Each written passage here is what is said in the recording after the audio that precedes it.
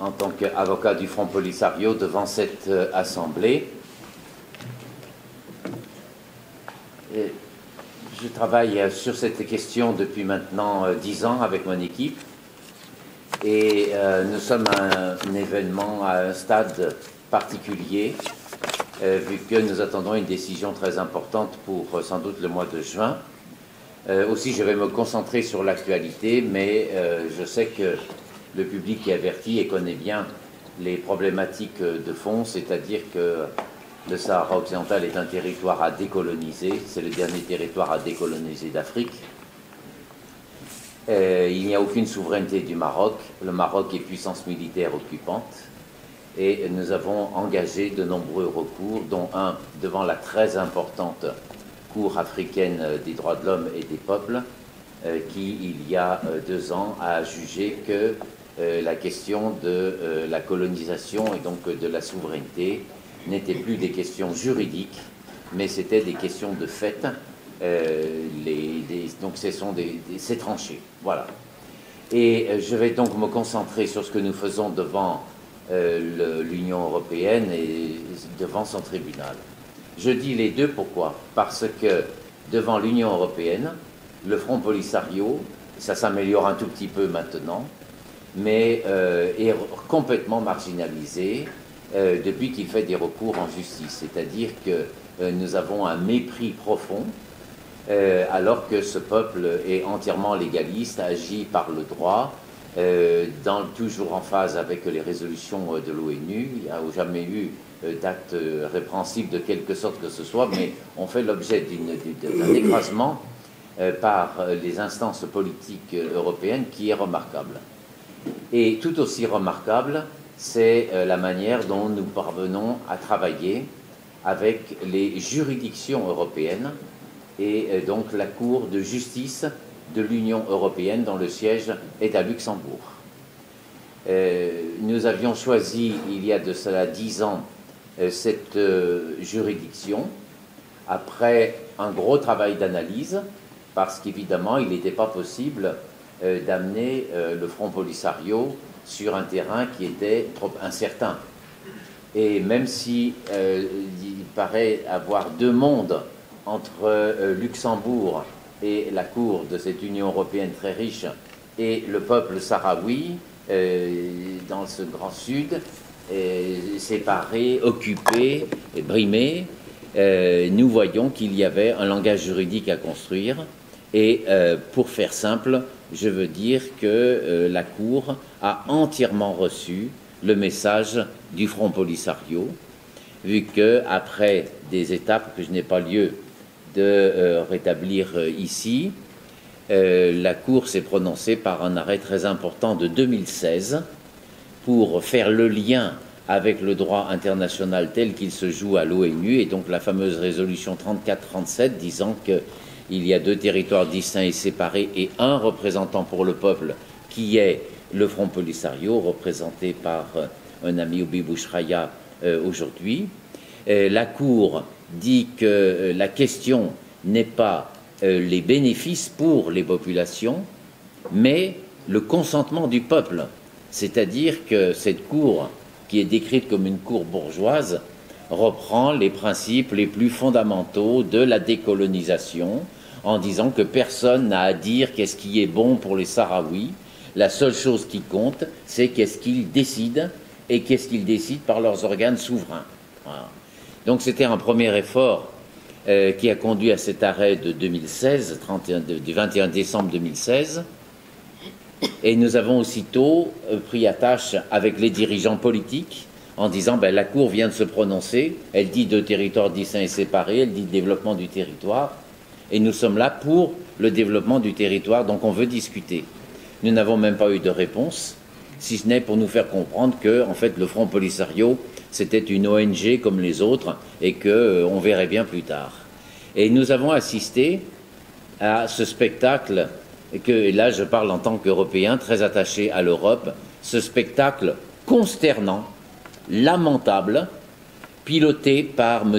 Pierre Moscovici, qui est actuellement le président de la Cour des comptes en France, où il s'est mis à l'abri, où son objet n'était pas du tout d'appliquer la décision de justice, mais de trouver des astuces pour la contourner. Il n'y a jamais eu une seule bonne volonté pour appliquer cette décision de justice. Et donc le choix, c'est tel quel, de prendre le temps pour trouver cette solution et laisser au vol qu'est la colonisation 2 ans, 3 ans, 4 ans de plus, le temps que nous fassions les recours, en espérant que nous sachions nous perdre dans la procédure et que finalement ça soit gagné. Donc c'est une procédure qu'il faut, une manière de faire qui est absolument catastrophique, et quand on attend, à l'opposé de ce qu'on attend d'un pays qui est membre permanent du Conseil de sécurité, qui doit donc avoir une haute vision du droit, qui choisit ses intérêts diplomatiques comme il a à le faire, mais qui le fait dans le respect du droit international et donc du droit européen. Ils ont tourné le dos à cette réalité.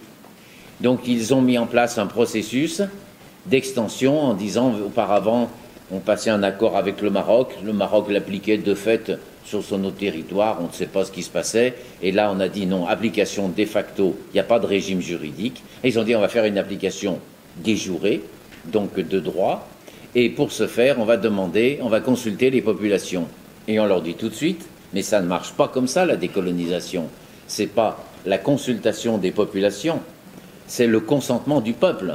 Et c'est le peuple qui vous dira oui ou non, et c'est pas à vous de dire si construire un port, faire une route ou construire un aérodrome, c'est bon ou si c'est pas bon.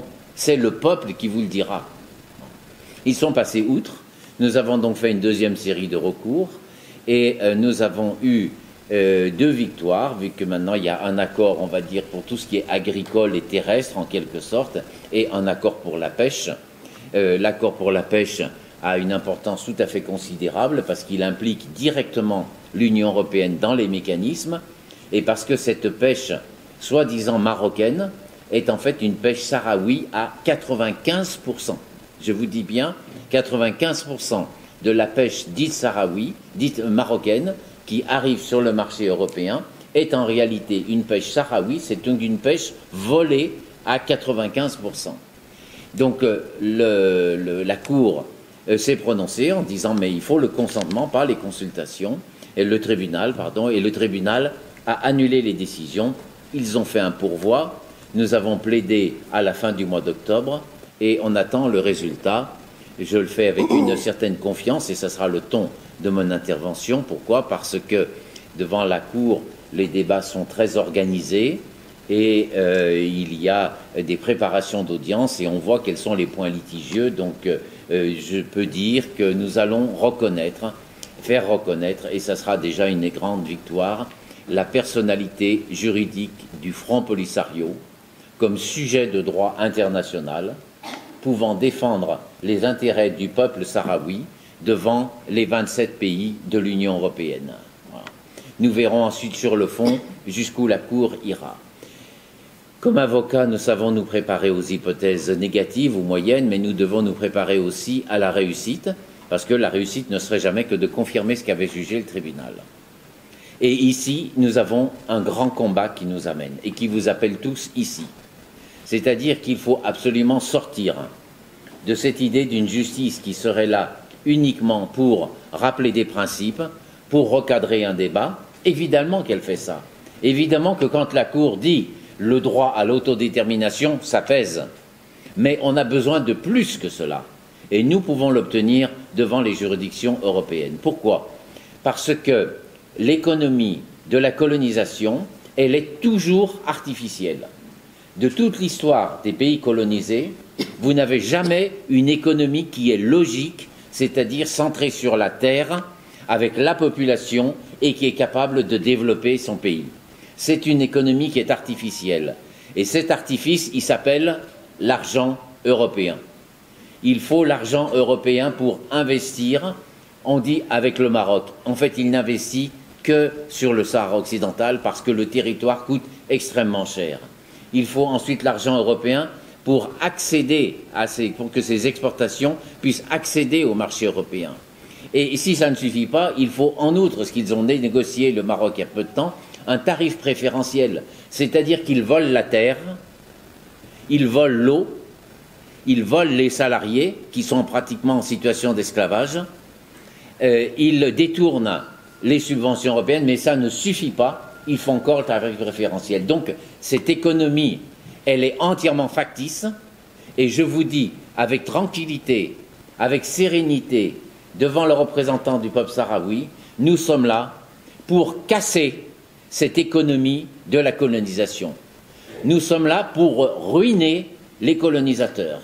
Nous voulons mettre à bas, à zéro, toute l'activité économique qui se passe sur le territoire, parce qu'elle est uniquement un moyen de financer la colonisation, d'asservir le peuple, de maintenir la présence des colons, de laisser les familles séparées et de laisser en prison les détenus politiques qui devraient être libérés cet après-midi. C'est pour ça que nous nous battons. Ça passe par des quotas de pêche, ça passe par le régime juridique de l'huile de poisson, ça passe par des usines, ça passe par des centres qui sont là pour donner des papiers, qui sont des agréments, ça passe par des tomates, ça passe par des melons. Mais la seule chose qui compte pour nous, c'est respecter la souveraineté du peuple, lui rendre sa liberté et libérer le dernier des prisonniers politiques. C'est uniquement ce jour-là qu'on aura le droit de souffler. Donc je pense très sérieusement, et s'il y a besoin, on pourra poursuivre cette discussion, que la Cour a tous les moyens pour confirmer ce qu'avait jugé le tribunal, c'est-à-dire l'annulation des accords. À partir de ce moment-là, il ne peut plus rien y avoir d'Européens sur le territoire du Sahara occidental tant que le Front Polisario n'a pas donné son accord, c'est-à-dire tant que le Front Polisario n'aura pas conclu un accord de coopération avec l'Union européenne qui lui assurera la maîtrise de son territoire de A à Z, et c'est l'Union européenne qui viendra tendre la main pour nous demander ce qu'elle a le droit de faire. Ça sera fini son procédé impérialiste. Et pour faire cela, nous avons des moyens qui vont être d'utiliser cette personnalité juridique reconnue, et nous demanderons, nous verrons à appliquer en droit européen la destruction de tous les mécanismes de la colonisation, et notamment l'agrément donné par des sociétés pour dire que tel produit est marocain alors qu'il est sahraoui. Nous aurons la destruction de tous les régimes d'aide.